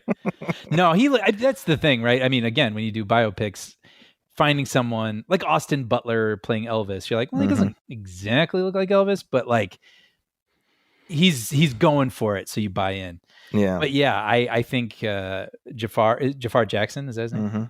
I think I don't know that you're going to get any better than this. Yeah. For someone who had such a distinct look, so That's right. Yeah. I think they nailed it. We'll be back talking about that movie sometime, late April of next year, I expect. Sounds good. Here's another movie coming out, and this one is Moana, which is, of course, a remake of the Angel movie starring John Travolta. No, it's the way too soon remake of the Disney animated movie, which came out I want to say 8 months ago or something. I mean, when did the first Moana come out? I mean, less than 10 years ago, I think, right? Recent enough that my sense, and again, this is just me reading tea leaves from talking to my students, they're actively irked by how soon this remake has been made. That's fascinating. Okay, I looked it up. It's 2016, the original. Okay, so by the time it comes out, it'll be 10 years. Still too soon. Yeah, see, that's funny because they're younger, obviously, but this is happening so quickly that they're like, no, this just happened in my childhood. And, usually for us, it's 20 years later and we're like, oh, I'm annoyed, but I guess it's been a little while. But for them, it's like, no, this just happened and I still love that thing. And they're already making a new version of it. They're voicing disdain at the presumptuousness of y'all gonna show up anyway, and here's the thing, because they just dropped the teaser. I gotta be honest, this is probably one of the worst trailers I've ever seen in terms of it looks completely phony. Yeah, it looks like if you told me Sora made this, I would believe you 100%. I'm looking at the image of her right now singing on her boat. And that's literally what it looks like, AI. Yeah. And it goes back to that thing that I was talking about earlier, where when they don't quite know what the background's going to be, they just shoot a person surrounded by nothing and they light them kind of plainly and they touch the entire thing up later. And then it just looks, all of it looks false. Right. None of it looks like, when you go to Universal Studios and they show you how visual effects work and they're like, here, stand in front of this green screen and we're going to put you in, a Minions movie, and then you're standing there like, oh, look at me. I'm in the Minions movie. That's literally what she looks like in this shot. It's strange. It's very odd. And the thought I had is that, this one, they obviously have a new actress playing Moana, Catherine Lagaia. I hope I'm pronouncing that right. But perhaps more importantly, you have Dwayne Johnson again playing Maui, right? This time in live action. And my thought was maybe the Disney folks were kind of looking at this in terms of, if we do a live action Moana, who could possibly play Maui but Dwayne Johnson, right? Mm-hmm. And so maybe they're like, we got, the clock is ticking on that because he's mid 50s right now. Right. So do we want mid 60s Dwayne Johnson playing Maui? Right. So maybe it's as simple as that. That makes a lot of sense to me. Yeah. And I'm pretty sure Dwayne Johnson, he's well, let me look it up. Yep, he's a producer. There you go. So, I'm sure he was pushing for it too. But I don't know. He's had a rough couple years, it feels like. Yeah, I mean, he was on top of the world for a really long time, and then his stuff just stopped hitting like it used to. Black Adam, it's like a big black eye for him. Black Adam, that's a big one. Yeah. He reset the balance of power. Yeah, just not in a way he would have liked. I say that especially because he was talking such a big game and almost seemed like he was going rogue. Yeah. From the studio and being like, no, I'll tell you what's going to happen. Black Adam, Superman, watch for it. It's happening. And I think he thought there was going to be this enormous response to it. And then the studio would have to follow suit and support his vision of the DC movie universe, and that didn't happen, and it humbled them a little bit, I think. Womp womp. And then I just saw actually I just saw the first picture of the new Jumanji. They're doing another Jumanji movie. Yeah, right. So I for the Rock's sake, I hope that one performs. Right. Well, and then a lot of people were comparing him to Dave Bautista.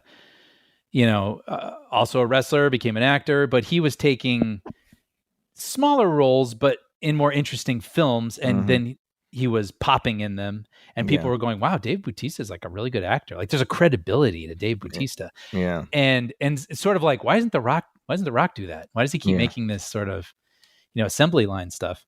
And it feels like he took that to heart a little bit, and that's why he did the Smashing Machine, which also didn't hit. I know, and that's you do a Safdie movie. You're thinking, okay, it's A20. It was A24, I think, right? Yep. I'm like, oh, it's all the cred. That was going to be his King Richard or something. Totally. And I haven't seen it, by the way, and I would like to see it. So I mean, I can't speak to if it's good or not, but you could. So it was a little transparent, the play that he was making. At least it feels that way. It's easy to assume. Let's put it that way. That was kind of the thinking. And it didn't work. Well, I mean, it got like a standing O at Cannes or whatever, right? And all the I mean, that was his Oscar play. He was ready. He was measuring his tux. He was getting ready to smack the shit out of Chris Rock on Oscar night. Right. He was ready to go. Well, he was also in all the interviews. He was wearing glasses, and I was like, oh, he's like here. He's ready to go. When they would ask him a question, he would lean forward and steeple his fingers. Exactly. That's a good question. Okay, well, so Moana, this one comes out July of next year, and it is going to destroy. I honestly, I will be very surprised if this one like blows up. I've got to say, I mean, I think it looks hideous, the visually. But even separate from that, I just don't think there's a demand for it right now. That's interesting. I was going to say, though, what's weird about it, though, is it is a movie with a lot of fantastical elements. Sure. So obviously there's going to be a crap load of, visual effects and things going on in this.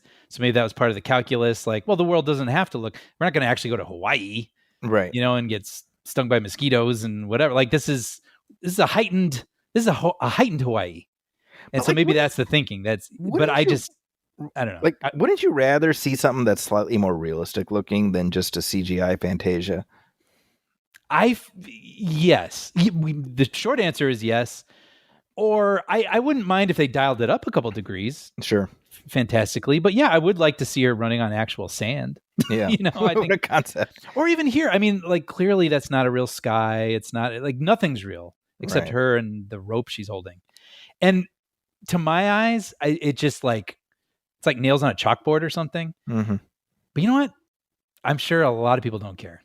So, well, I mean, we can talk about it, but yeah. Well, I was curious, just like, did Moana 2 even perform? And then I just pulled that up, and that made $1.059 billion against a $150 million budget. So I am completely wrong. So there is an audience for Moana, but I will contend I don't think there's an audience for this live action remake. But hey, if I'm wrong, then I'll come back and I will eat crow.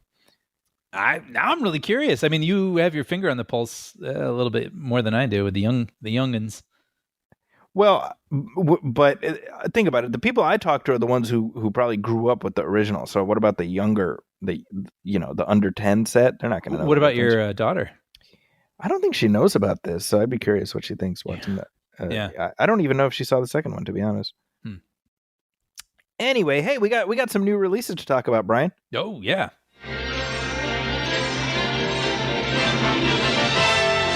And now we're pleased to bring you our feature presentation. All right. Wait, we got a couple options this week to discuss. So how do we want to do this? Do we want to do this like silver, then gold? Sure. So The Running Man opened this weekend, and it was expected to win the weekend a few weeks out from release. Mm-hmm. but in something of a stunner, it came in. Actually, not even a stunner. It just feels like the story lately. It came in several million shy of its projections, and it opened in second place. This is, of course, the film directed by Edgar Wright, starring Glenn Powell, and it is a remake of the Stephen King novel, now credited to Stephen King. Yeah, I thought I saw that at the beginning. Did not versus perform... Richard Bachman. Richard Bachman, which is Stephen King's pseudonym in the 80s when the book was first published. So it seems like it's going to have a tough time making back its budget. Yeah. I don't know. I feel like we're in a good position to talk about this, having just revisited the 87 Arnold Schwarzenegger version. I was really glad we had. It was nice having that in my head and kind of seeing, I've not read the book, and my understanding is this is more faithful to the book. So it was interesting seeing certain elements and being like, oh, okay, well, I can see then why they decided to merge these two characters into one character in the Schwarzenegger movie, or, or a character who only appears in the third act of this new one becomes like a sidekick for the entire movie in the first one. It was interesting seeing all the decisions that both movies made. Yeah. Well, you and I briefly discussed this, and my thought was between the two versions, you've got one decent Running Man movie.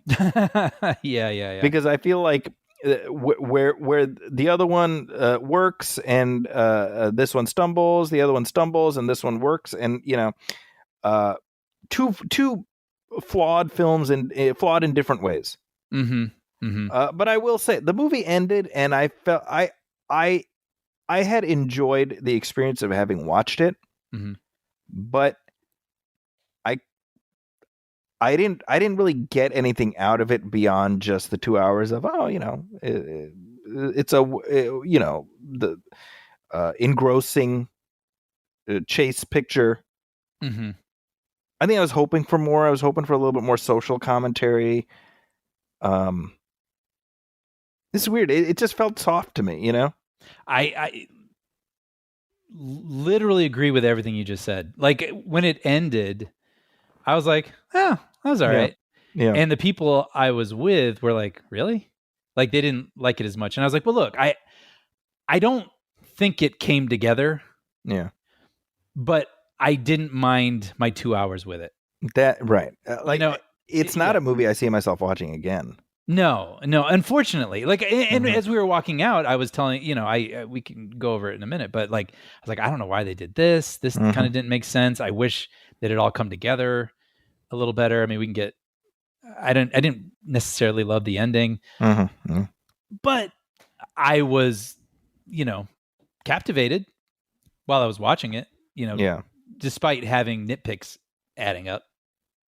So, you know what I mean? Like, it's not a bad 2 hours at the movies, but it's not all it could have been, and that's a bit of a bummer. Yeah. I have a quote here from Stephen E. D'Souza, who wrote the original version, and he has an interview talking about the new one. He says he hasn't seen it, but he read the script, and he says, I read it and felt that on paper they got the ending working. Even the reviews that love it say it stumbles at the end.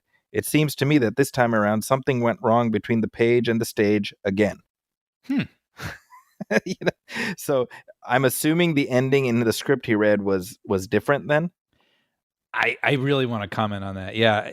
I wouldn't be surprised. I mean, the movie sure gives off that vibe, doesn't it? When we were walking out, I was like, that ending had to be like a last minute. Yeah. Like change. Yeah.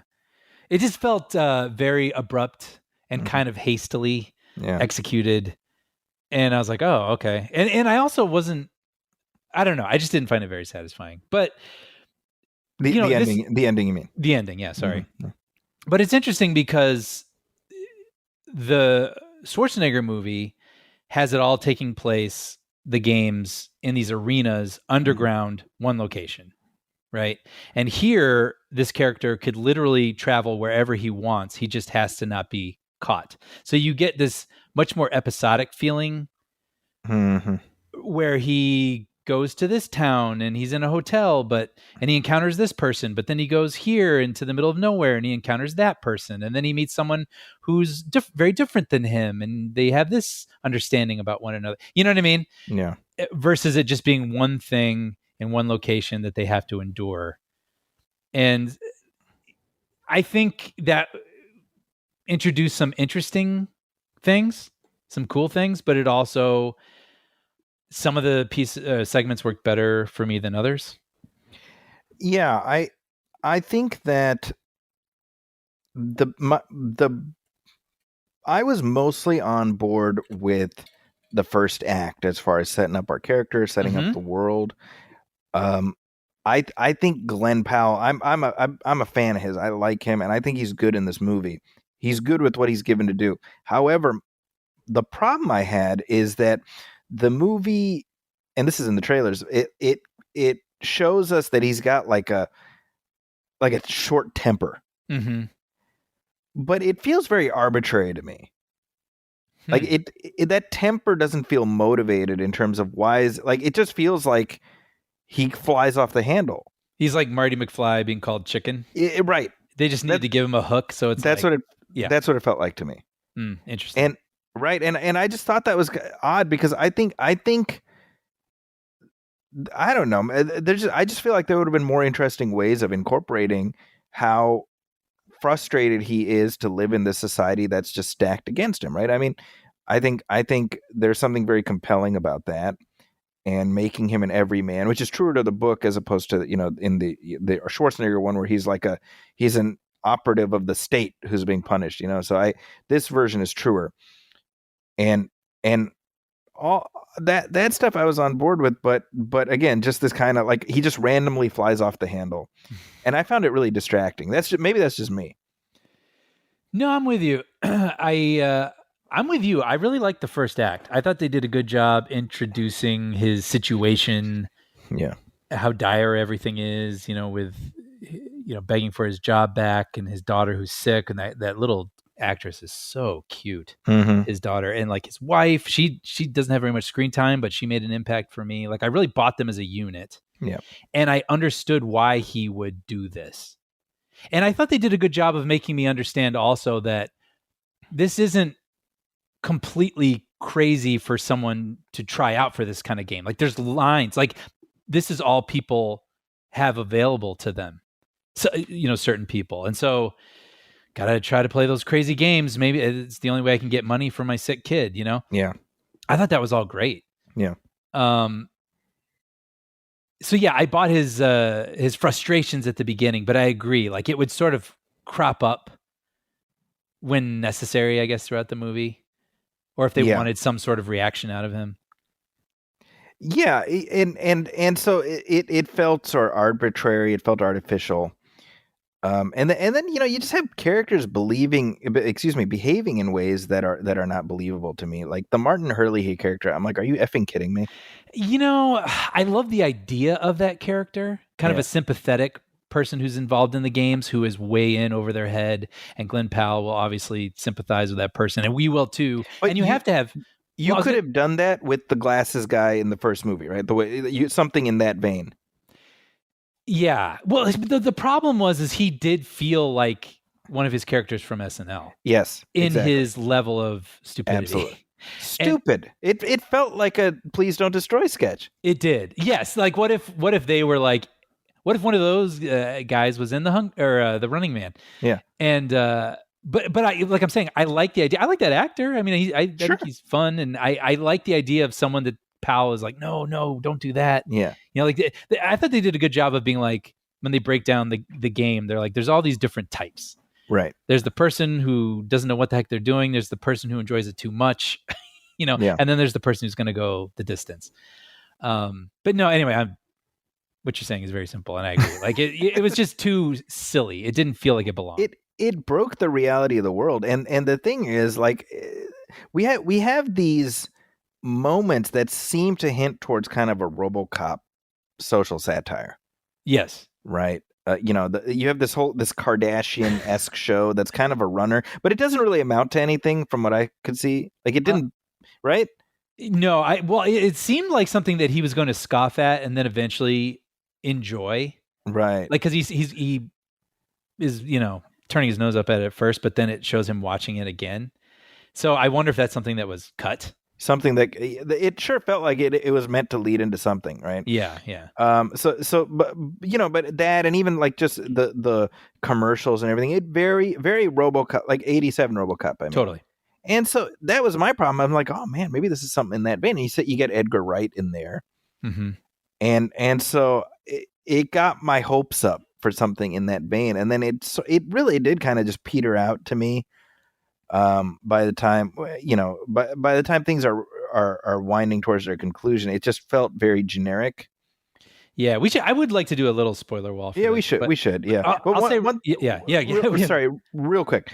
2 points I wanted to make. Number one, I thought Coleman Domingo was so much fun to watch. Me too. He doesn't have like a ton of screen time, but he makes a big impact. Big Mark, yeah. Yes. I was like, give me more of him. He's interesting, and he kind of like blew Brolin off the stage a little bit, Well, that's what I was sort of saying earlier. Is like I now understand the decision to morph those characters into one, like they did in the first one with Richard Dawson. Yeah. The other thought I had is, the movie did underperform, and I wonder if part of that is like people are just kind of like, it's a little too much like right now. A little bit. Right. Yeah. And I wonder about that because I was thinking about how back in 2017 when War for the Planet of the Apes came out, and that one did all right, but it didn't do as well as like they would have hoped. And it was like, things are like, do we feel like escaping from real life into just like a shitty dystopia? And I feel like there was some of that going on with The Running Man because I mean, it's about a world where you don't know how you're going to get health care, and the elites are just doing whatever the hell they want. And I don't know, I'm sure there's a lot of folks who are like, I'm good. That's my Monday through Friday, 9 to 5, I honestly think you're right. I mean, look at what turned out to be number one. Now You See Me, which is a very frothy, silly, fun caper that almost feels fantastical, and it's escapism. Well, and I mean, ironically, both films are kind of about sticking it to the man. That's true. Yeah. Right. Yeah. But it's all about how you get there. Fun in the, in the Now You See Me. But the one thing I wanted to say before spoilers is I had heard that Edgar Wright read this book when he was a teenager. Okay. And he's loved it ever since. And this has been his dream project. Wow. And so, yeah, Man, I mean, that bums me out a little bit. Yeah. But I also wonder if this is, I mean, think of Peter Jackson and King Kong. This is just what we were talking about. Is this his Guillermo del Toro Frankenstein? Exactly. Like maybe he's had it. He has a lot of things that he really wants to do from the book. And then he also has his own kind of thing that he wants to bring to it. But there's also the realities of making a movie with a studio. And I wonder if this just wound up being, unwieldy. Yeah. In a way. And for all those reasons, sometimes that can come together and sometimes that can make things a little bit more difficult to congeal, Occasionally you get your Denis Villeneuve Dune. Yeah. But I feel bad because I want Edgar Wright to continue to succeed. Yeah. And I feel bad because I want Glenn Powell to continue to succeed. So it bums me out, honestly, that this movie, it didn't perform the way they would have liked, but also I didn't like it as much as I would have hope to, Yeah. It's not a bad time at the movies, but it's not a particularly memorable. Yeah, memorable one either. The female character at the end, who the Maria Conchita Alonso equivalent. Yes. I forget the actor's name. She's on that show Task with Mark Ruffalo. Oh, okay. Gosh darn it, I forget her name. Anyway, it felt like her introduction at that stage of the plot was very awkward to me. It feels like from that point on, it felt like I was watching a TV series and this was a new episode. You know what I mean? Which is not exactly what you want in a movie. And maybe this would have worked better as like a season-long story. I mean, put it that maybe. way. Maybe, but again, like I was saying, I can now see the decision in the Schwarzenegger movie to be like, you know what? It's nice when he this one comes from this world, he comes from that world. They get thrown in the thing together, and let's see how they, bounce off of all this. Yeah. And let's introduce her at the beginning. Let's just have her through the whole thing with him. That was a good decision. It seems, you know what I mean? I did like that. I like that when he was in there talking about her scarf, and that was good. And then she obviously doesn't believe him, and why would she? Because of everything she's seeing on TV about him, all the lies and the manipulating the footage of the things that he's done and said. And then when she sees her situation getting manipulated on TV and waking up to that, I like all that. Yeah. But I agree with you. It just felt very awkward.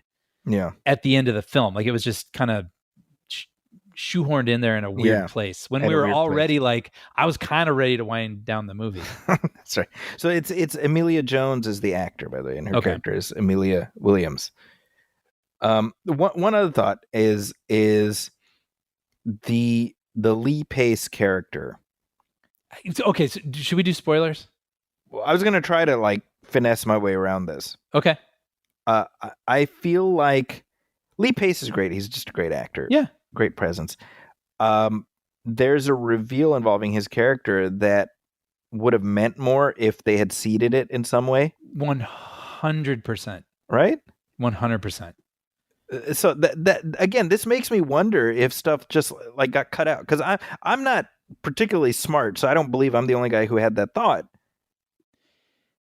Yeah, I don't know. I don't know if. I mean, right?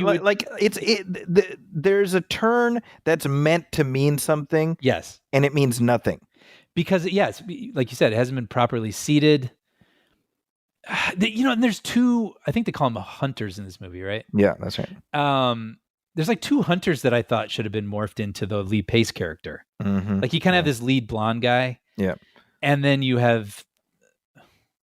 I don't know. Sorry if I'm spoiling, but it just feels like it should have been one character, should have been seeded a little bit better at the beginning, and then there would have been an impact and also something for Glenn Powell's character to have to kind of confront himself. Yeah, it would have meant a little bit more. Mm-hmm. That's exactly it. Yeah, I agree. Yeah. So, but again, I was telling my brother, I'm like, look, man, if this is out one Friday night and you're looking for something for 2 hours. Yeah. Cue it up, but it's just too bad, especially coming from Edgar Wright. Like you said, we like Glenn Powell. We have an interest in the source material. It's just too bad it didn't come together and become the thing we feel like it could have been. Yeah. Yeah. Yeah. By the way, did you see Glenn Powell on SNL?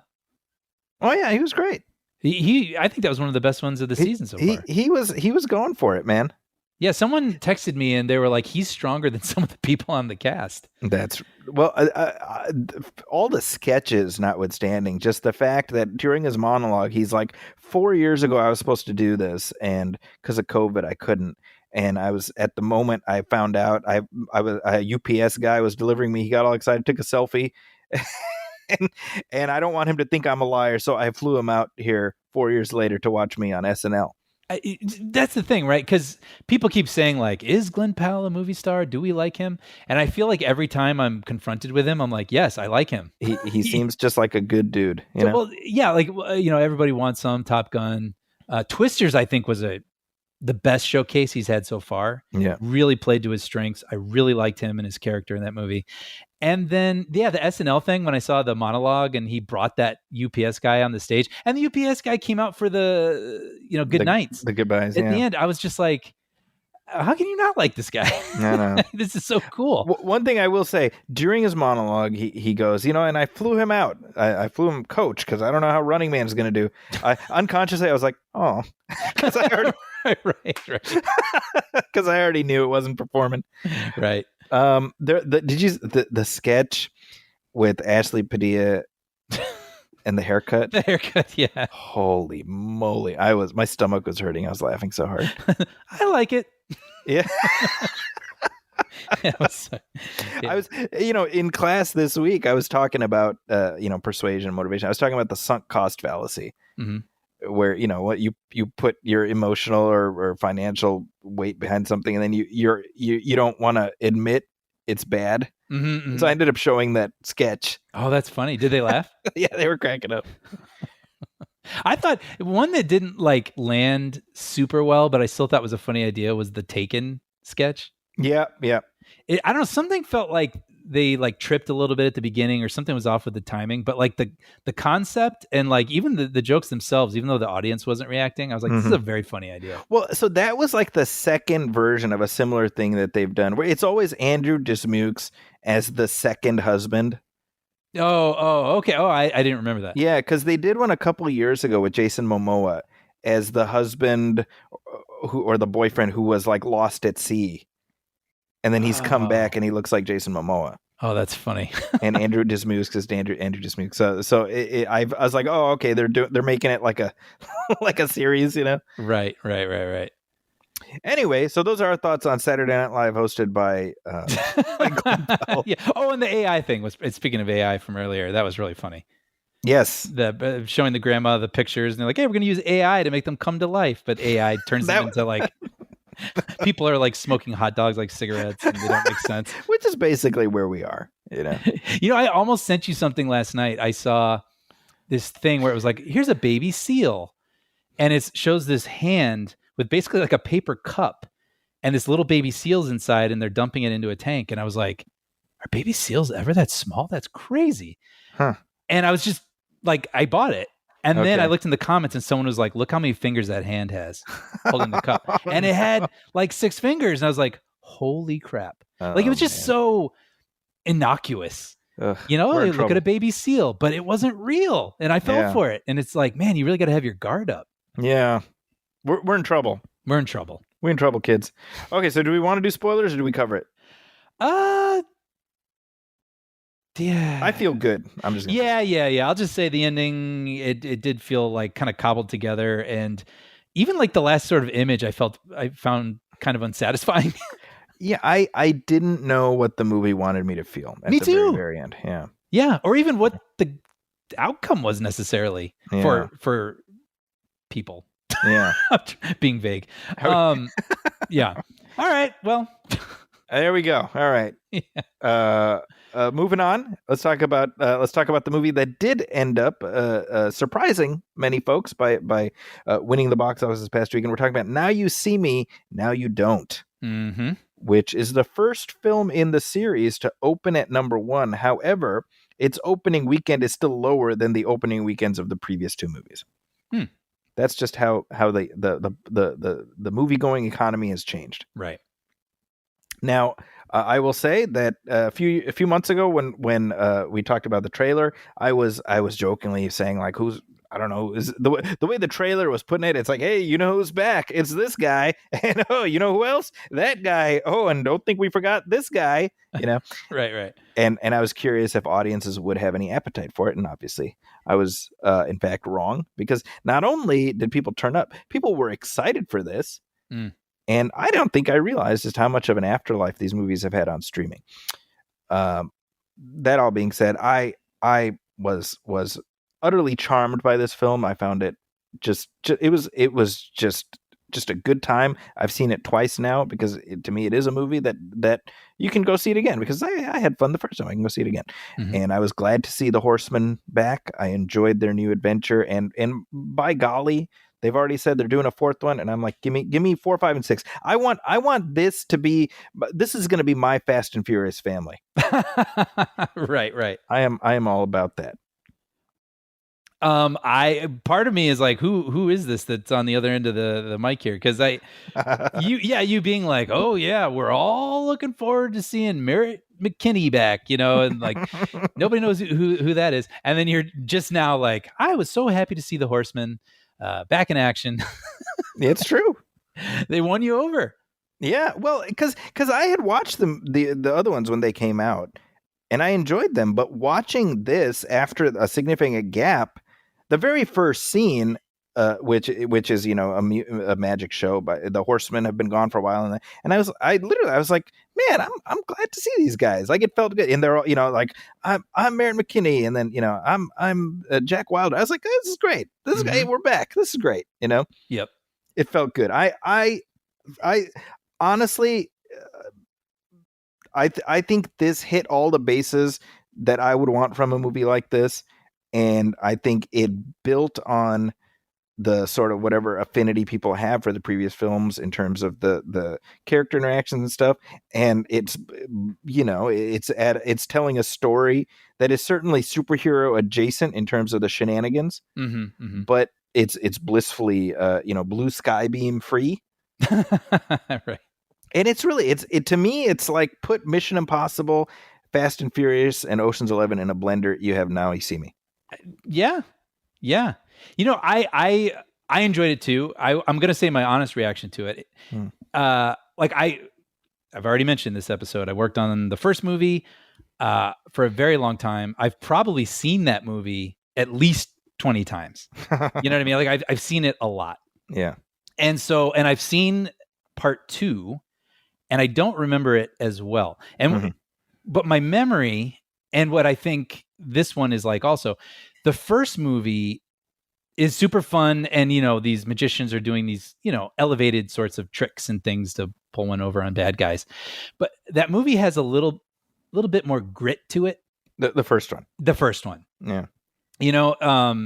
Just the filmmaking and the degrees of the action and things that are happening. It's like car chases and, whatever, people like throwing stuff at people like flash paper, things that exist and, whatever. And I really like it. Then I remember in 2, I remember there's a moment where they're passing a card around a room and it kind of acts like a magic boomerang.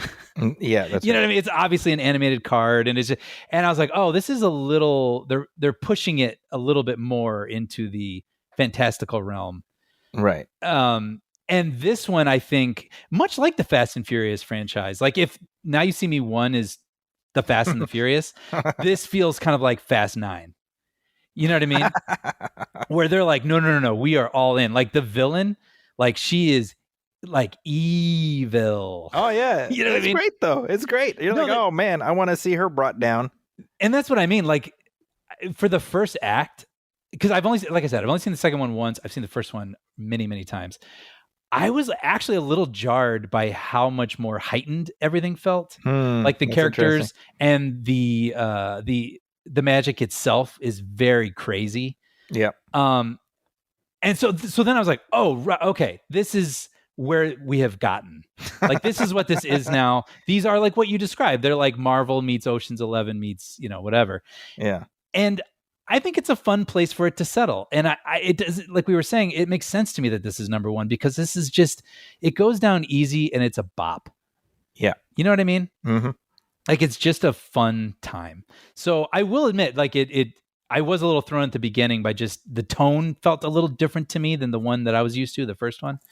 But I settled in and then I was like, all right, hey, we're going to steal an F1 car. Like, all right, like you're going to, Well, the opening sequence involves a douchey crypto bro having his digital wallet emptied out, and so right away the movie's letting you know what world it exists within, Totally. And I'm like, yeah, I'm in the mood for that.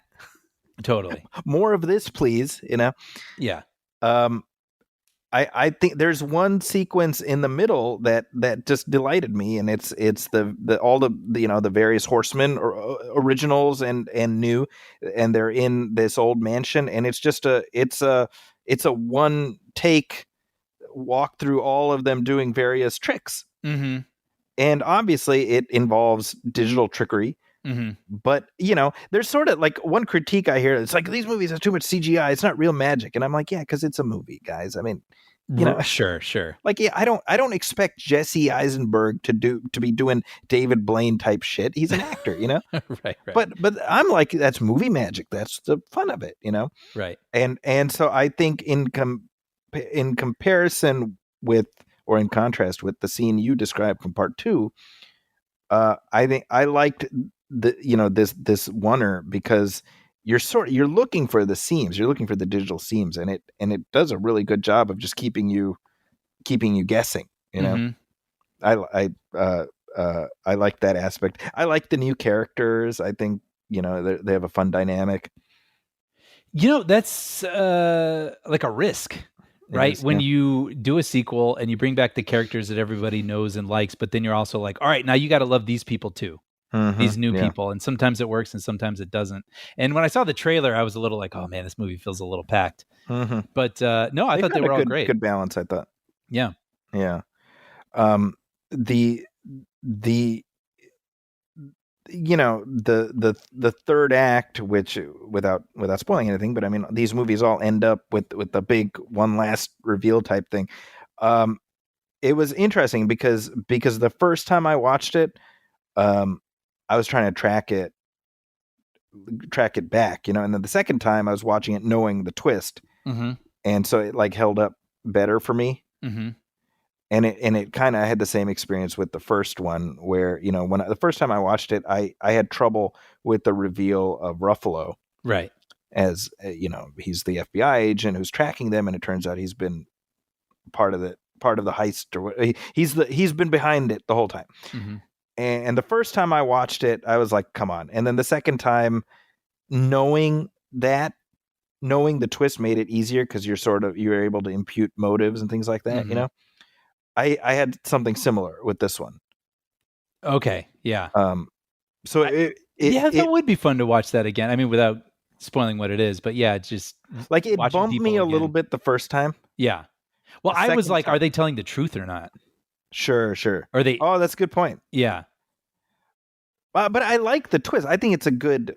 I think it's a good way to tie the story together.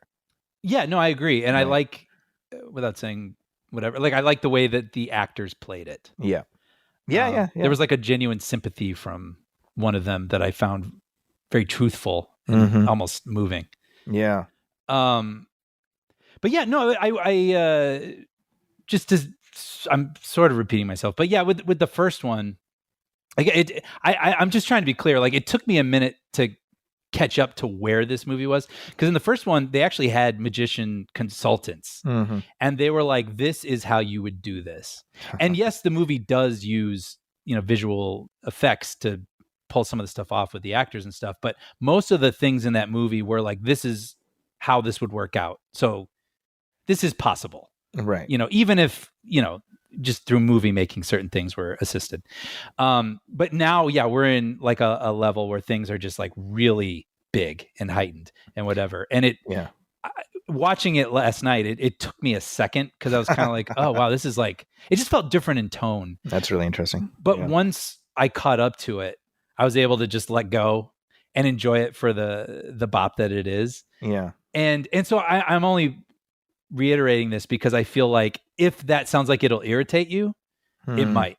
Yeah. You know what I mean? No, I think that's a good observation. Yeah. But if you're in for this, it just wants to have fun. Yeah. So yeah, I think that's important. I think for me, because I think some people a big part of the enjoyment was seeing the characters play off each other. Again, it's like, do we like the Horsemen? I do. So I like seeing them back. Yeah. That helps, I mean, certainly like even the, when I watched the movies when they came out, right, it was always like, well, the actors are clearly having a lot of fun, and it seems like it's not like they had to come back and do this. So clearly they had some desire to work together again, I mean, ironically, not ironically, oddly, I think the most unbelievable magic, because everything that I see I can find a way around, like, to make it work in the real world, but I don't know how to make Merritt's power work as anything other than just a straight up power. That's true. That's true. Right. Yes. Like in the first one, remember the very first scene where he's introduced, right? And he does the thing with the guy who's cheating on his wife, And I'm like, well, that can't be a thing, Well, it's funny. That one I remember he's sort of like leading the person and reading facial tics and things like that. But not that, but the fact that like the wife is not able to talk because that's what I was gonna say. Okay. Like that stuff I can buy. He does it in this movie too, where he's reading Rosamund Pike's face. Yes. And I think psychics and those sorts of people are really good at that, right? Like reading people and body language and the things that you respond to that you don't realize you're responding to. Yeah. And, he'll do this kind of thing where he just kind of pounds someone's chest and they're like suddenly under his spell. Right. Right. Which, yes, feels kind of like a power. The thing with the, where he gets them playing the, music if they hear bullshit. Like, that's like, we're like we're nudging X-Men territory. Sure. Yes. You know what I mean? Yeah. But I mean, you talk about memorable set pieces, the set piece when you have Atlas working with the new crew and their plot to get the diamond. I love them, and that's like something out of Mission Impossible, That was really fun. Yeah, and the whole photographer thing and all that. So that I'm kind of like, with these movies, just give me some memorable heist stuff. Mm-hmm. And give me the character interaction, and that that's enough for me. I mean, I think I based on what we see here, and I have no reason to think it won't continue to perform okay. They've already said they're doing a fourth one. I'm like, yeah, man, bring it. Yeah. Yeah. Ruben Fleischer, who directed this, by the way, he did the previous. He previously worked with Jesse Eisenberg and Woody Harrelson on the Zombieland movies, which I like. Those are fun. And so he's already talking about doing another Zombieland. Oh wow! And he wants to shoot for 2029, which would be 10 years after the last one and 20 years after the first one. So it's like a 30-year saga, That's amazing. Crazy, right? Yeah. But yeah, now you see me, now you don't. You know what? Give me more. Give me more, Brian. Make it happen. It's soda pop. It's soda pop cinema. Sometimes you're just in the mood for a fizzy treat. Yep. And this'll cure what ails you. Yeah. I don't think we need to do spoilers, right? No, I don't think so. Except, I think we mentioned her, but Rosamund Pike, I love her. You know what's funny about Rosamund Pike is I remember obviously, first time she hit most people's radar was in Die Another Day. Yeah. And at that time, I remember she was the first Bond woman who was like my age. Oh, sure. Yeah. Right. And it's not like being a Bond woman is a guaranteed road to any kind of career longevity. It's a coin toss. So here we are 23 years later, and she's like, you see her on talk shows, and she's so like, she's got like a Helen Mirren mien, and I'm like, what a journey she's been on. Good for her, Yeah. And I mean, she just always lands. I mean, like Gone Girl, she's amazing in. Yeah. I really liked I Care a Lot, which was, I think, on Netflix. Oh, yeah. She's just really ruthless, person scamming the elderly, but it's a really good movie. Yeah. And I thought she was great in this, playing, like I said, I mean, like a cartoonishly evil person, but like in the most delightful and interesting way. Yeah, well, it's kind of, just like the Mission Impossibles or the Fast and Furious, is you have to set up your baddie early as somebody you want to see get their uppance. Exactly. And so, her introduction scene involves her explaining how a diamond could slice up somebody's insides. Yeah, that did feel like out of a Bond movie, didn't it? Where she's like, stick out your tongue. And I was like, all right, cool. Okay. We're bringing you down, lady. Right. That's a coming, Yeah. Yeah. So, a very pleasant surprise. I will say I went into the theater. I was expecting I would enjoy it at least the same level of the previous two, and I would say I did. But I don't think I was expecting how much I was ready to enjoy a movie at that level. Oh, that's great. Yeah. So, and hey, we got more stuff to talk about in the coming weeks. We got more movies coming out. So, so there. So let it be written. So it is written. So it will be done. We'll be back next week with a commentary track. I'm not going to say what it is, though. Let people find out. Subscribe, and then it'll show up in your feed, and you'll hopefully have a delighted smile across your face when you see it and say, "Oh." It's funny. I was about to like be cheeky and sort of say it, slyly, but I was like, you know what? No, Zacky's committed to this. I'm staring into the bit. Okay, perfect. But hey, let us know your thoughts on either The Running Man or Now You See Me, Now You Don't. You can email us at moviefilmpodcast@gmail.com. You can also hit like on our Facebook page, facebook.com/moviefilmpodcast, and message us there. As always, please go to Apple Podcasts and leave a review, leave a star rating. If you're listening to this show on YouTube, please hit subscribe and hit like on our videos always, and leave comments because we always respond to those. We also happen to have a Patreon page, Brian. That's right. If you head over to patreon.com/moviefilmpodcast, hit subscribe. For only $5 a month, you'll find every commentary we've ever done and every episode moving forward absolutely ad-free. Our free feed will always be available, but this is our way of providing what we believe is the most satisfying way to enjoy the show. No random ads or interruptions butting into the conversation. Plus, your subscription goes a long way in helping to support us and helping to sustain producing this show.